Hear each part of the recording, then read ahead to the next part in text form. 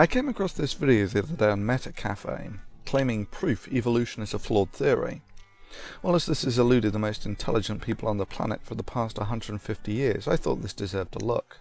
I mean, sure, they've forgotten that the Earth rotates and they have the Moon orbiting the Earth in the wrong direction, but I guess they simply wanted to conform to the standards set by their creationist peers. Whoa, pause.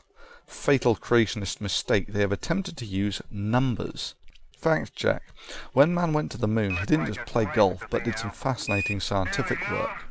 They found that the Moon was about the same age as the Earth, 4.5 billion years old, and had a peculiarly small core, suggesting that the Moon was created by a large object colliding with the Earth some 4.5 billion years back. This also explains why the Moon is tidally locked with the Earth, that is, it rotates exactly once for each time that it orbits the Earth. They also left mirrors on the Moon such that we could measure the distance to the Moon with exceptional accuracy. This has allowed us to determine that the Moon is receding from the Earth at the rate of about 3.8 centimeters per year. Well, let's keep it in inches for the moment. That's 1.5 inches per year. That's half of what the creationist states. Now that's an interesting observation. Why is the Moon receding? If the Moon is moving into a higher orbit, then essentially it is falling upwards. Where is the energy required for it to do this coming from? Well, let's take a look at the Earth-Moon system. You are currently about 4 Moon orbits out into space. That's about 1 million miles.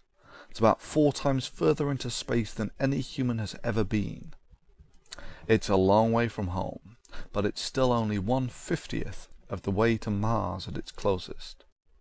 All the fascinating varieties of life we know live on the thinnest skin of that pale blue dot. Every human, every nation, every religion live on that spinning little dot, and from here, barely visible, can be seen the Moon. Let's take a closer look at a more cartoony version. Let's bring the Moon in such that we can see what's going on. Firstly, we notice that the days hammer by on this rather cloudless Earth as the Moon slowly orbits. I mean, we all know that it takes about 28 days for the Moon to orbit the Earth, but this is not a vantage point or a timescale we're used to looking at. Now, the Earth has water on its surface, and this deformable matter is distorted by the gravitational field of the Moon to give 2 bulges. However, the Earth spins so quickly compared to the orbit of the Moon that these bulges are distorted and pulled ahead by the rotation of the Earth. This is why the tides on Earth always lag the Moon passing overhead by a couple of hours. However, this gives the Earth a peculiar shape, which has the effect of accelerating the Moon at the cost of slowing down the rotation of the Earth. The transfer of energy to the Moon moves it into a higher orbit. It gains potential energy, which perversely has the effect of making the Moon orbit more slowly. Oh yes, even simple orbital mechanics can be a mind-bender. It seems reasonable to suggest that the current state of the continents, forming essentially 2 land bars around the Earth, may be particularly apt for this transfer of energy from the Earth's spin to the Moon's orbit. However, this is not how the water on Earth and the continents have always been arranged. Measuring the current rate of lunar recession is comparatively easy to attempting to calculate what the rate of lunar recession was in prehistory, although those who have attempted such calculations estimate that in Pangea times the rate of lunar recession may only have been half of what it currently is. Okay, back to our creationist calculation. Okay, complicated calculation, multiplying 4 billion by 3. The answer is 12 billion, I don't even need a calculator for that. And what does the creationist get? 1,230 billion. Yep, they multiply 4 by 3 and get 1,200. So, they're a factor of 100 out here and a factor of 2 out on the rate that the Moon is receding.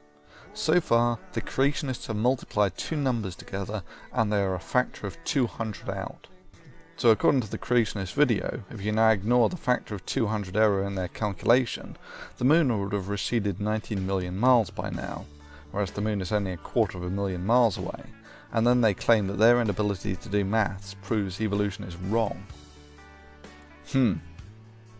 Meanwhile, if you scrub the creationist error of a factor of 200 and apply the same creationist calculation, you get that the Moon was only about 130,000 miles away versus its current distance of 250,000 miles. In other words, the Moon was about half the distance away that it currently is. These numbers are in the same ballpark as the massive impact theory, where the moon coalesced out of the debris as a tidally locked elongated shape. But let's have a little fun with this creationist maths. A fast walker can typically move about 3 miles per hour. A typical walker moves about 600 miles per hour. That's about the same speed as a jet airplane, proving, using creationist maths, that cars can't have been invented and used by humans for transport, as your average human walking speed is about 10 times faster than an average car on the interstate. Further, your average bullet only travels a couple of times the speed of sound, as this is only about 3 times the walking speed of an average human. That's calculated by creationist maths, of course. And this proves that guns are an ineffective way of killing people, as your average human could easily dodge the bullets. Your average human can jump a couple of meters or yards. Your average human can jump about half a kilometer or a quarter of a mile, proving using creationist maths that the bridges over the large rivers could not have been built by humans, as your average human could jump them with ease. Regrettably, creationists haven't figured out that ignorance is not a form of proof. Stupidity is not a way of knowing things. The amazing ability of creationists to multiply 3 by 4 and get 1,200 does not constitute a compelling proof why evolution is flawed.